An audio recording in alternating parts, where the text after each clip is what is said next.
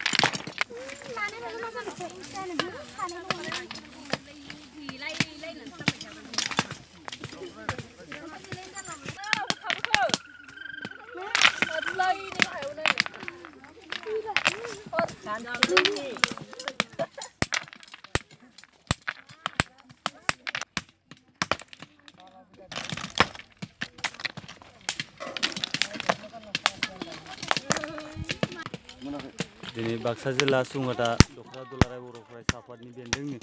सनाजुलि unit एबसुनि बेन्दोंनि दावराइबारि गामि आफादा फैगौ 22 खालारनि समबारनि जे आइजोफोरनि हरनायाव राजा लामा जथेनाय हाबाफारियाव थांनो थाखाय दावराइबारि गामि आफादा दिनै अन्थाइ देनाय हाबाफारि लादों। दा रांनि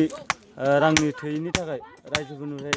दा दैज्लां बोथोरबो खांनोबो हास्लाबा बेखायनो गामि आफादा अन्थाइ देनानैब्लाबो राजा लामा जथेनायाव थांनो थाखाय बिथांमोना थियारि जादों दिनै बेखायनो दिनै नैबे अन्थाइ देनाय हाबाफारिखौ लादों।